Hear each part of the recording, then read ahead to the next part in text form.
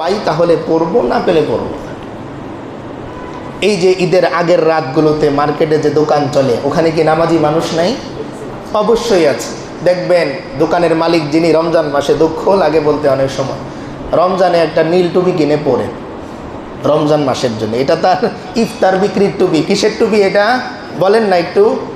ইফতার বিক্রির টুপি। এটা কিসের টুপি? ইফতার বিক্রির টুপি। এমনিতে সারা বছর তিনি টুপি পরেন না, কিন্তু টুপি বিক্রেতা তিনি। যাদের আবার নীল টুপি আছে, আল্লাহর বিরুদ্ধে রাগ করেন না কেউ, কথার কথা আমি বললাম। তো দেখা যায় এমনিতে তিনি টুপি পরেন না, কিন্তু মসজিদের সামনে তিনি টুপি বিক্রি করেন, তাই একটা টুপি তার মাথায় আছে। তিনি পাঞ্জাবি বিক্রি করেন, তাই একটা পাঞ্জাবি তার গায়ে আছে। এটা হলো তার পাঞ্জাবি বিক্রি করার পাঞ্জাবি। এটা কিসের পাঞ্জাবি? পাঞ্জাবি বিক্রি করার পাঞ্জাবি। আবার কেউ কেউ আছেন না, সময়ে অসময়ে মাঝে মাঝে জুমার নামাজের পরে কথা বলতে হবে দেখে জুমার নামাজটাও পড়েন। আছেন না এরকম? আপনারা মনে হয় জানেন না, আছে এরকম সিজনাল নামাজি, আছে এরকম। নাম বলা দরকার নেই, আছে তো এরকম। যাই হোক, আল্লাহ তাআলা এরকম সিজনাল ইবাদতকারী থেকে আমাদেরকে হেফাজত করে। মুমিনের 12 মাসই সিজন। মুমিনের কি 12 মাসই সিজন, প্রত্যেকটা মুহূর্তই সিজন। গতকালকে রাত্রে পড়তেছিলাম, কথাও বলতেছিলাম এই বিষয় নিয়ে, ওই বিষয়টাই ছোট্ট করে শেয়ার করি। দেখেন, আমাদের বোঝার অনেক বড় একটা ভুল আছে। সময় নাই, নয়তো আমি এই বিষয়েই কথা বলতাম। আমরা এই যে নামাজ পড়ি, রোজা রাখি, আসলেই কি আমার নামাজ হয়, আসলেই কি আমার রোজা হয়, এটা বোঝার জন্য অন্য কোনো মেডিসিন দরকার নাই। আমি আপনার একটা জিনিস বলি, নামাজ মূলত মুমিনদেরকে কেন দেয়া হয়েছে আমাদের জানা আছে না সবার? কেন বলেন তো? নামাজ কেন দেয়া হয়েছে মুমিনদেরকে? বলেন একটু। আচ্ছা, এবার আমি বলি, শোনেন। জানি আমরা সবাই বলতে পারতেছি। নামাজ মূলত মুমিনদেরকে দেয়া হয়েছে, ছোট্ট ইতিহাসটা বলি 1 মিনিট। রাসূল সাল্লাল্লাহু আলাইহি ওয়াসাল্লাম মেরাজ শেষে যখন ফিরবেন, সব কিছু কমপ্লিট, আল্লাহর পক্ষ থেকে হাদিয়া তোহফা যা দেয়ার দিয়ে দিয়েছেন, আদর যত্ন যা করার হয়ে গেছে, কিন্তু তার মন খারাপ। আল্লাহ জিজ্ঞেস করলেন, ও আমার হাবিব, আপনারে যা দেয়ার সব দিলাম, আদর যত্ন যা করার সব দিলাম, কাছে যতটুকু নেয়ার ততটুকুই নিলাম, এরপরেও মন খারাপ। আল্লাহর হাবিব সাল্লাল্লাহু আলাইহি ওয়াসাল্লাম তখন বললেন, আল্লাহ, আমি না আপনার কাছে এসে আমার মন খারাপই দূর করতে পেরেছি, আমার উম্মতের যখন মন খারাপ হবে তখন তারা মন খারাপই দূর করবে কিভাবে? তখন আল্লাহ তাআলা কানে কানে বলে দিলেন, ও আমার হাবিব, টেনশন নাই, আপনার সাথে আমি সাক্ষাৎ করেছি কয়বার? 1 বার। আর আপনার উম্মতের সাথে দৈনিক সাক্ষাৎ করব 5 বার। বলেন না সুবহানাল্লাহ। কয়বার? 5 বার। নামাজ হচ্ছে মুমিনের মেরাজ। বলেন, নামাজ কি মুমিনের মেরাজ? এবার আপনি আমারে বলেন, আপনার জীবনে কয়টা নামাজ এমন হয়েছে যেই নামাজে আপনি আল্লাহকে অনুভব করেছেন? আমি আবার বলতেছি, আপনার জীবনে এমন কয়টা নামাজ আপনি পড়েছেন যেই নামাজে আপনি আল্লাহকে অনুভব করতে পেরেছেন? বলেন আমাকে। যদি না পেরে থাকেন, তাহলে আমি আপনাকে ভয় দেখানোর জন্য না, শুধুমাত্র বোঝানোর জন্য বলতেছি, কবুল আল্লাহ করবেন, আল্লাহ সব কবুল করবেন, এটা আল্লাহর ব্যাপার, আল্লাহ কাদেরে কুদরত উনি। কিন্তু আমার দিক থেকে আমি এতটুকু বলতেছি, যেই নামাজে আমি আমার আল্লাহকে অনুভব করতে পারি নাই, আল্লাহি ওই নামাজ আমার দিক থেকে কবুল হয় নাই। আল্লাহ হয়তো কবুল করবেন, কিন্তু আমার পক্ষ থেকে কি হয় নাই? যেমন একটা বাচ্চা ছেলে, আপনি যখন তাকে আম লিখতে দেন, আপনার হাতের লেখাটা খুব সুন্দর, কিন্তু বাচ্চা যখন আম লিখতেছে, ওইটা কি আম না জাম না কাঁঠাল বোঝা যায় না, কিন্তু আপনি ঠিকই তাকে উৎসাহ দেওয়ার জন্যে টিক মার্ক দিতেছেন, লিখে দিতেছেন ভেরি গুড। আসলে কি ভেরি গুড? না, তাকে কি করার জন্যে? উৎসাহ দেওয়ার জন্যে। আল্লাহ তাআলাও তাই, আমি নামাজ পড়তে যে নামাজ পড়তেছি না, আসলে তামসা করতেছি, এটা আল্লাহ বুঝেও ইচ্ছা করে আমাকে উৎসাহ দেওয়ার জন্য, যে বান্দা তুমি পড়ো, হোক আর না হোক, তুমি সেজদায় পড়ে থাকো, এতটুকুর জন্যে আমাকে উৎসাহ দিয়ে বলেন, বান্দা ডাক দাও, আমি কবুল করব, সেজদা দাও, আমি কবুল করব। যদিও তোমার আম লেখা, তোমার নামাজ ওই বাচ্চা ছেলের মতো কিছুই বোঝা যায় না, তবু আমি বুঝে নেই, কারণ আমি যে দয়ালু আল্লাহ। আমি কি দয়ালু? হযরত আলী রাদিয়াল্লাহু তাআলা আনহু স্পষ্ট বলতেন, আলী যেই আল্লাহকে দেখে না, ওই আল্লাহর সিজদাও আলী করে না। সাধারণ কথা, যেই আল্লাহকে আলী দেখে না, ওই আল্লাহর সেজদা আলী করে না, কেমন নামাজ পড়ত। আপনারা আগেও শুনেছেন, আমি বলেছি যে হযরত আলী রাদিয়াল্লাহু তাআলা আনহুর পায়ে তীর। সাহাবীরা অনেক চেষ্টা করলেন খোলার জন্য, পারেন না, রক্ত ফিনকি দিয়ে বের হয়। রাসূল সাল্লাল্লাহু আলাইহি ওয়াসাল্লাম বলেন, সাহাবীরা অপেক্ষা করো, আমার আলী যখন নামাজে দাঁড়াবে তখন তীর খুলে নিয়ে আসবে। হযরত আলী রাদিয়াল্লাহু তাআলা আনহু নামাজে দাঁড়ালেন, সাহাবায়ে কেরাম টানাটানি করে 10-12 জন মিলে টেনে তীরটা বের করছে। উনি সালাম ফিরিয়ে জিজ্ঞেস করতেছেন, ইয়া রাসূলুল্লাহ, আমার পায়ে তীর কোথায় গেল? আল্লাহ রাসূল সাল্লাল্লাহু আলাইহি ওয়াসাল্লাম চোখের পানি ছেড়ে দিয়ে বলেন, আলী, যখন তুমি নামাজে ছিলে তখন তোমার পায়ের থেকে তীরটা বের করা হয়েছে। হযরত আলী বলতেছেন, ইয়া রাসূলুল্লাহ, ওয়াল্লাহি রাব্বিল কাবা, কাবার রবের কসম করে বলতেছি, আমি এক বিন্দু পরিমাণও টের পাইনি। ও ভাই, এটা কেমন নামাজ বলেন না, কেমন নামাজ? আমি রোজা রাখতেছি, আমারটা কি আসলেই রোজা না না খেয়ে থাকা? আল্লাহ রাসূল নিজে হাদিসে বলছেন যে কিছু কিছু রোজাদার আছে, তাদের রোজা হচ্ছে শুধু না খেয়ে থাকা, আর কিচ্ছু না। আল্লাহ তাআলা কোরআনে কারীমে বিভিন্ন জায়গায় বলছেন, বান্দা আমি একা, আমার সাথে গল্প করার কেউ নাই। তোমার সাথে গল্প করার অনেকে আছে, তোমার ভাই আছে, তোমার বন্ধু আছে, তোমার মা আছে, তোমার বাবা আছে। তুমি একটা সুন্দর ঈদ উদযাপন করো, কিন্তু বান্দা বিশ্বাস করো, আমি একা। আমার ঈদের দিন ঈদ মুবারক বলার মতন কেউ নাই। আপনি প্রশ্ন করতে পারেন, হুজুর এটা কেমন কথা? আল্লাহরও ঈদ আছে। ও ভাই, আছে।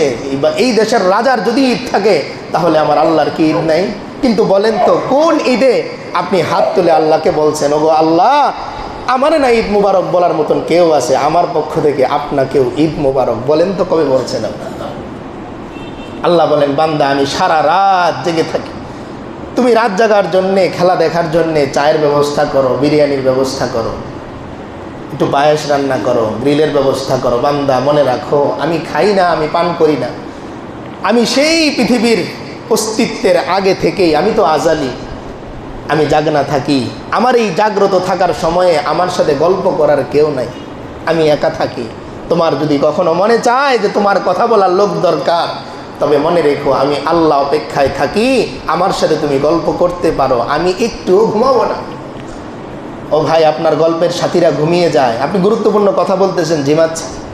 আল্লাহ বলেন, লা তাখুযুহু সিনাতু ওয়ালা নাওম। আল্লাহ বলেন, বান্দা সারা রাত আমার সাথে তুমি গল্প করবা, আমি একটু ঘুমাবো না, আমার একটু ঝিমুনি আসবে না, সারা রাত আমি আল্লাহ তোমার সাথে গল্প করব। কিন্তু বলেন তো, আপনি কবে গল্প করেছেন?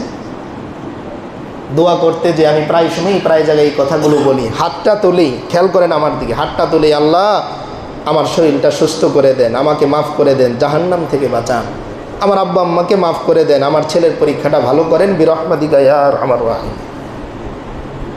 খেয়াল করছেন তো সবাই?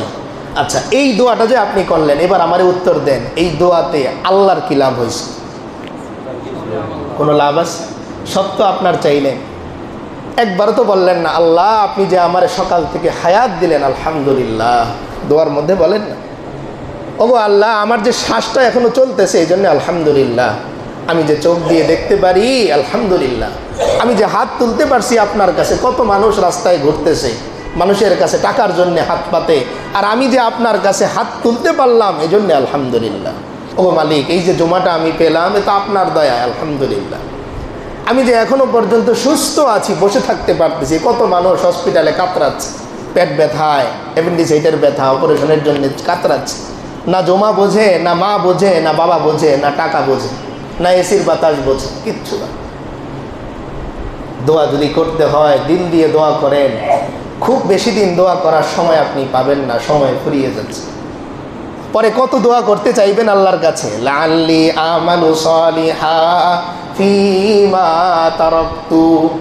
একটা দিন বান্দা আল্লাহর কাছে বলবে, আল্লাহ সময় দেন, এবার যে খালি ভালো ভালো আমল করব। দোয়া করার কথা নাই, কিন্তু গিয়ে কি করব? খালি সেজদায় পড়ে থাকবো, কিচ্ছু চাইব না। আচ্ছা বলেন তো, আপনার সবচাইতে প্রিয় মানুষটা যে, খুব খেয়াল করে শুনবেন, আপনার সবচাইতে প্রিয় মানুষটা যে ধরেন বিদেশে থাকে, অস্ট্রেলিয়ায় সে থাকে, আমেরিকাতে থাকে, ফোন দিলেই কি আপনি বলেন আমার জন্য একটা লাইট দাও, একটা জুব্বা, একটা আতর, কয়েকটা বিছানার চাদর, 2টা বালিশের কাবার পাঠাই দিও? তো বলেন না, আপনি বুদ্ধিমান হলে বলবেন না। আপনি কি বলেন? শরীরটা কেমন, মনটা কেমন আছে, বাসা সবাই ভালো আছে তো, ওইখানে কষ্ট হচ্ছে না তো? তা আপনি যদি আপনার দুনিয়ার ক্ষণস্থায়ী প্রিয় মানুষকে শরীরটা কেমন, মনটা কেমন, কেমন চলতেছে জিজ্ঞেস করেন, আল্লাহ বলতেছেন, বান্দা আমি তোমার নিজের চাইতে আরো অনেক বেশি আত্মার আত্মরিক বন্ধু। ওই আমারে তো কোনোদিন জিজ্ঞেস করলেন আল্লাহ কেমন আছে? হযরত মূসা আলাইহিস সালামের সময় এক বনি ইসরাইলের লোক গাছের নিচে বসে কি মায়ার কথা বলতেছে, খেয়াল করে শোনে। সে পশু চড়ায়, ছাগল চড়ায়। মূসা আলাইহিস সালাম যাচ্ছেন, দেখলেন ওই পাগল, সে ওই গাছের নিচে বসে বসে চোখ বন্ধ করে বলতেছে, আল্লাহ আপনি সারাদিন এই পৃথিবীটারে পরিচালনা করেন, আপনি তো গোসল করার সময় পান না। খুব খেয়াল করে শুনবেন, কথাগুলো শুনলে শিরিক মনে হবে। মূসা আলাইহিস সালামও শিরিকই মনে করে লাঠিতে দৌড়ানি দিছে।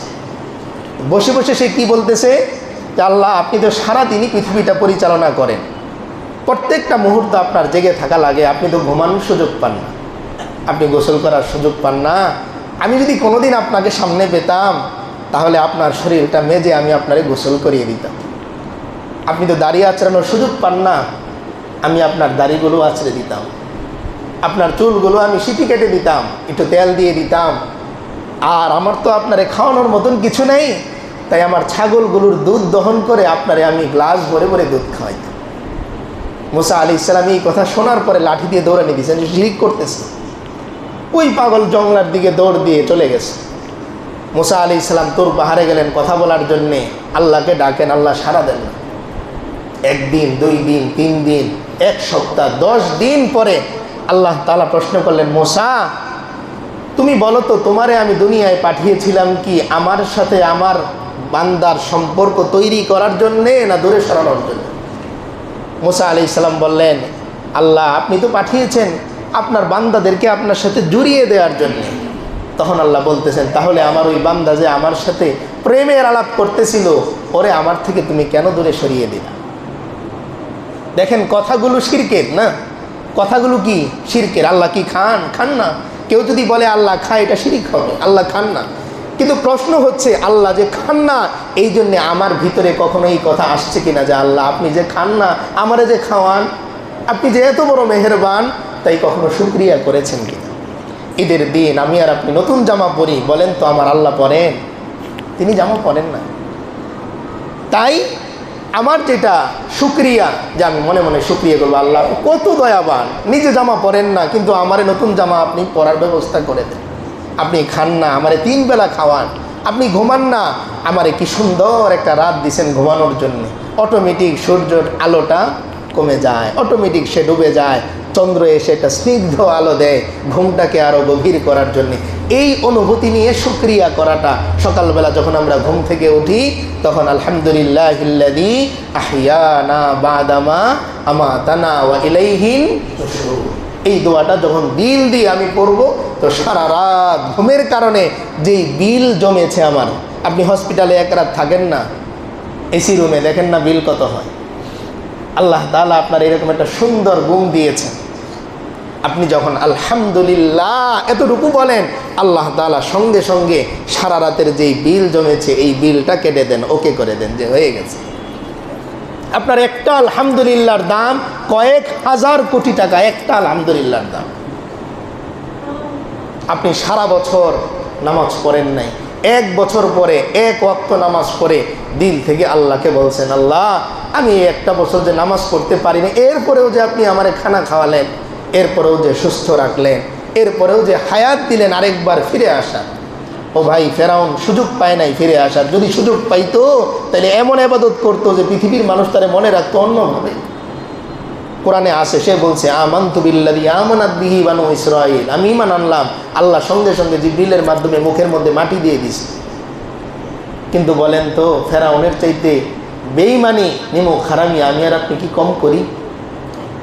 ফেরাউন নিজেকে দাবি করছে আনা রব্বুকুমুল আলা, কিন্তু ঠিকই রাতের বেলা তুর পাহাড়ে যে আল্লাহর কাছে কান্ত বলতো, আল্লাহ আমি জানি আপনি রব্বুকুমুল আলা, কিন্তু আমার এই কিবার, আমার অহংকার, আমি এই বিষয়ে রাজত্ব করব, তাই আপনি তো বলছেন আপনি দুনিয়ায় দেন, তা আমাকেও দেন, চেয়ে নিন।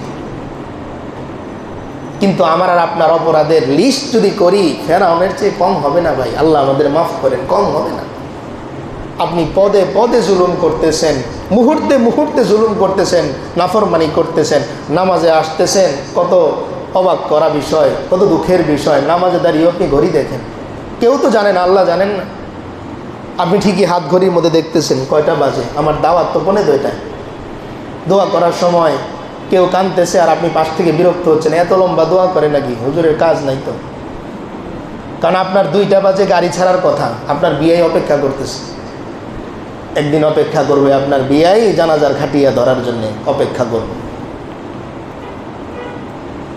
ওই দিন দেরি হলেও বকাঝকা হবে, তাড়াতাড়ি জানাজা শুরু করেন, বিদায় করেন। মরছে যে তার জন্য আমরাও মরবো নাকি? এই জন্য একটু বুঝে শুনে আগান। যে বিষয়ে কথা বলতে চেয়েছিলাম ওই পর্যন্ত যেতেই পারলাম না। দাউদ আলাইহিস সালামের বিষয়ে কথা বলতেছিলাম গত সপ্তাহে, যাই হোক অসুবিধা নাই, ইনশাআল্লাহ সামনে আমরা এই বিষয়ে কথা বলবো। আজকে যেটাতে বলতেছি এটাই শেষ করে দিই। এই জন্যে নিজের সাথে একটু বোঝাপড়া করিয়া দোয়া করার ক্ষেত্রে, চাওয়ার ক্ষেত্রে, আল্লাহর জন্যে কি করলাম, আমার জন্যে সব করলাম। বাড়ি করার সময় টাকা লাগবে, চেয়েছি। হাসরের ময়দানে আমার চোখের পানিগুলো ভাগ করে করে দেয়া হবে। গতকালকে বলতেছিলাম যে আপনি হাসরের ময়দানে আল্লাহ যখন জিজ্ঞেস করবে, আল্লাহ বান্দাকে জিজ্ঞেস করবে, বান্দা আমার জন্য কি করছো? আপনি বলবেন, আল্লাহ আমি প্রত্যেক জুমায় কাঁদছি। কিসের জন্যে কাঁদছো? আল্লাহ বলবেন, দাঁড়াও আমি ভিডিও দেখতেছি, তোমারও দেখাচ্ছি। এবার আপনার সাউন্ড, আপনি যেটা হৃদয় দিয়ে চেয়েছেন এই সাউন্ডটা আল্লাহ জারি করে দিবেন। তখন দেখবেন ওখানে আসে, আল্লাহ আমি বাড়ির কাজ শুরু করছি, রড সিমেন্টের টাকা নাই, মেহেরবানি করে ব্যবস্থা করে। চোখ দিয়ে পানি পড়তেছে, আপনার চোখের পানি রড সিমেন্টের উপরে রাখা হবে।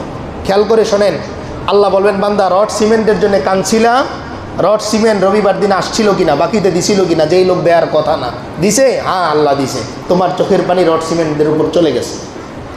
আরও তো কাঁদছি আল্লাহ, জুলাই মাসের 2য় জুমায় তো কাঁদছি, আল্লাহ আবার চালু করবেন। 2য় জুমায় আপনি কাঁদতেছেন, আল্লাহ আমার ছেলের পরীক্ষা, মেহেরবানি করে ও যাতে গোল্ডেন A+ পায়।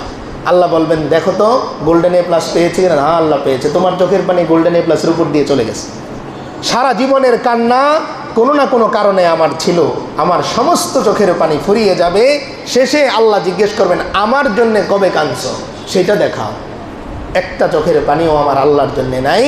তখন বান্দা আফসোস করবে, আহারে কাঁদছিলামই তো, সেই তো কাঁদছিলাম, একটু যদি আল্লাহর জন্যে কাঁদতাম তাহলে রড সিমেন্টও আসতো, ছেলের গোল্ডেন A+ আসতো, আজকের জান্নাতও আমাদের সবার কাছে চলে আসতো।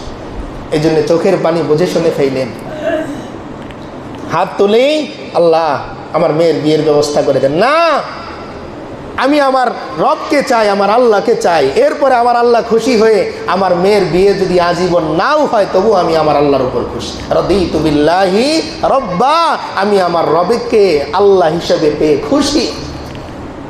এই জন্য অনেক বুজুর্গদের দোয়া ছিল, প্রায় সময় আমি পড়ি, ওনারা দোয়া করতেন, আল্লাহ আপনি খুশি হয়ে আমার জাহান্নামে দিয়েন, আমার দুঃখ নেই, কিন্তু আপনি আমার উপর কি থাকেন? খুশি থাকেন। ও ভাই, জাহান্নাম জান্নাত হয়ে যাবে।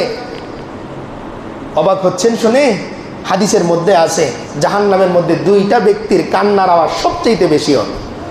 এরা এত জোরে জোরে কান্না করবে যে আল্লাহ তাআলা কুদরতি দেয়াল দিয়ে দিবেন, এরপরও আল্লাহর কানে আসবে কুদরতি কানে। আল্লাহ তাআলা ফেরেশতাদেরকে বলবেন, ওই 2 বান্দারে নিয়ে আসো। এদের কান্নার আওয়াজ এত তীব্র কেন? কত জাহান্নামীরাই তো কাঁদে, কিন্তু এদের আওয়াজ বেশি লাগতেছে, কারণ কি? ওই 2 বান্দাকে নিয়ে আসা হবে। আল্লাহ জিজ্ঞেস করবেন, ও বান্দারা তোমাদের কান্নার আওয়াজ এত বেশি কেন? ওই বান্দারা বলবে, আল্লাহ দুনিয়ায় আমরা এত নাফরমানি করছি, এখন দেখলাম যে জাহান্নামে একমাত্র কান্না করা ছাড়া আর তো কোনো উপায় নেই। কারণ আমি এমন কোনো ইবাদত করি নাই, এমন কোনো আমল আমি করি নাই যে আমলের মাধ্যমে আমি আপনার কাছে কিছু চাইতে পারি, আশা করতে পারি। আমি তো সব করেছি আমার নিজের স্বার্থের জন্যে। আমার বাড়ির দরকার, আমি কান্না করছি, গাড়ির দরকার, কাঁদছি, আমার অমুক প্লটটা কিনা দরকার, কাঁদছি, আপনার জন্য তো কিছু করিনি। তখন আল্লাহ তাআলা বলবেন, আজকে আমার কাছে কি চাও? তখন আল্লাহ তাআলা ওই বান্দাকে বলবেন, কি চাও বলো। বান্দা বলবে, আল্লাহ আজকে আমরা আপনার হুকুম মানতে চাই। কি মানতে চাই? বলেন না সবাই, কি মানতে চাই? হুকুম মানতে চাই। দুনিয়ায় তো কোনো হুকুম মানি নাই, আজকে একটু কি মানতে চাই? হুকুম মানতে চাই। এবার আল্লাহ তাআলা বলবেন, ঠিক আছে আমার হুকুম মানতে চাও তো? হ্যাঁ। আল্লাহ বলবেন, যাও, যেখান থেকে ফিরে আসছিলা ওইখানেই আবার ফিরে যাও, অর্থাৎ জাহান্নামে ফিরে যাও। ওই দুই বান্দার মধ্যে এক বান্দা এক দৌড়ে জাহান্নামে যেয়ে লাফ দিয়ে দিবে।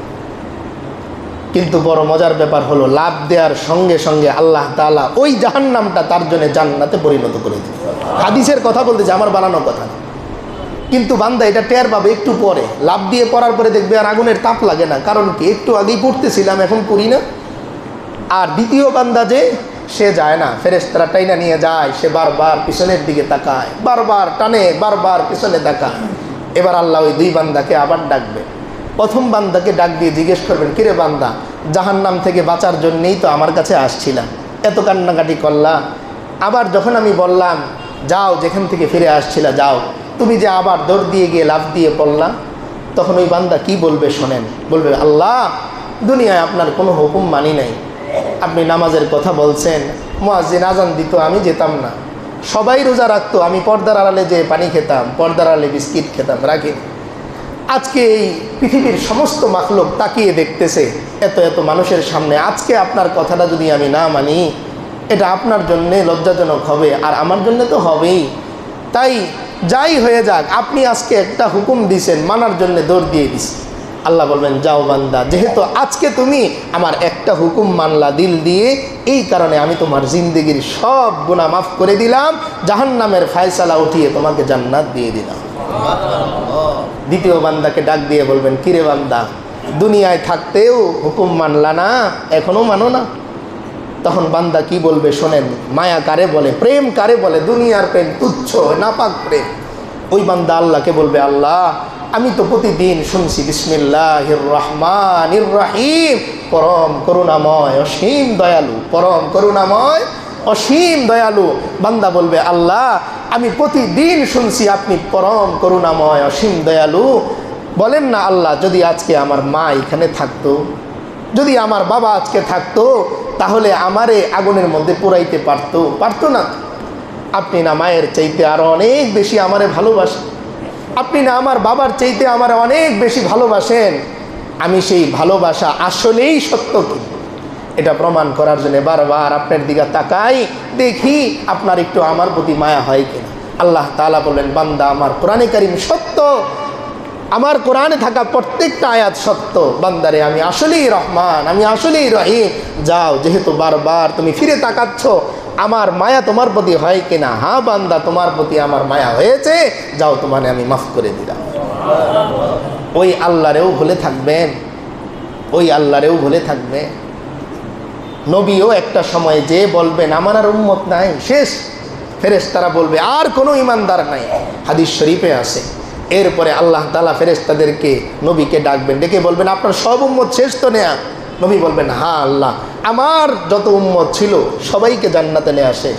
ফেরেশতাদের জিজ্ঞেস করবেন, আর কোনো ইমানদার নেই তো? কোনায় কোনায় সব জায়গায় দেখছো তো? ফেরেশতারা বলবে, হ্যাঁ আল্লাহ, সব জায়গায় দেখছি, আর একটা মুমিনও নাই। কিন্তু হাদিসের মধ্যে আছে, এরপরে আল্লাহ তাআলা কুদরতিভাবে জাহান্নামের মধ্যে একটা থাপা দিবেন। ওইখানে এমন বান্দাও চলে আসবে যে জীবনে একবার দেখানোর জন্য কালিমা পড়ছে, তারেও আল্লাহ জাহান্নাম থেকে উঠাইয়া জান্নাতে দিয়ে। নবী ভুলে যায়, ফেরেশতারা ভুলে যায়, আমার আল্লাহ আমারে ভুলেন না। তো এই জন্যে চোখের পানিটা একটু আল্লাহর জন্য ফেলে, নিজের স্বার্থের জন্য কাঁদবেন সেটা পরে। প্রথম কথা একটাই বলবেন, আমি আপনারে চাই আল্লাহ। আমি কারে চাই? আপনারে চাই। নমরুদ যখন ইব্রাহিম আলাইহিস সালামকে আগুনের মধ্যে দেয়, তখন ফেরেশতারা আসছে, মিকাইল নিজে আসছে, এসে বলছেন, ও নবী, আপনি যদি বলেন আমি বৃষ্টি দিয়ে দিই, আগুন নিভাইয়ে দিই। ইব্রাহিম আলাইহিস সালাম বারবার বলছেন, ও মিকাইল, আমার আল্লাহ কি দেখেন না আমি ইব্রাহিম যে আগুনের মধ্যে পড়ব? বিভিন্ন মাখলুকরা এসে, নবী তো এসে বলছেন, আমরা আপনার হেল্প করি, আগুনটা নিভিয়ে দিই। তিনি বলছেন, না, আমি ইব্রাহিম দেখাতে চাই যে আমি আমার আল্লাহর জন্য আগুনে পড়তেও রাজি। কারণ আগুন কার কথা শুনে? আল্লাহর কথা শুনে। ইব্রাহিম আলাইহিস সালাম যখন আগুনে পড়ে গেলেন, আল্লাহ কিন্তু আগুন নিভান নাই, নিভিয়েছেন আগুন, নিভান নাই। আল্লাহ দুনিয়ার মানুষকে দেখাইলেন যে আমি চাইলে দুনিয়ার আগুনকে যেরকম এয়ার কন্ডিশন, এসির মতো ঠান্ডা বানিয়ে দিতে পারি, বান্দা মনে রেখো, জাহান্নামকেও তোমার জন্য আমি আল্লাহ জান্নাত বানিয়ে দিতে পারি। এটা দেখাইলেন আল্লাহ। আল্লাহ স্পষ্ট কোরআনে বলেছেন, কুনি বারদান ওয়া সালামান আলা ইব্রাহিম। আগুন সাবধান, তোমার ভিতরে আমার খলিল ইব্রাহিম আসছে, তুমি নিভবা না, কিন্তু তোমার চরিত্র বদলাবা আজকে। তোমার চরিত্র হচ্ছে পুরানো, আজকে তোমার চরিত্র হবে এয়ার কন্ডিশন, তুমি হয়ে যাবা কার জন্যে? আমার বন্ধুর জন্য। এই জন্য একটু বুঝে শুনে আমরা আমাদের জিন্দিগিটা আগাই। আল্লাহ তাআলা আমাদের সকলকে তৌফিক দান করেন।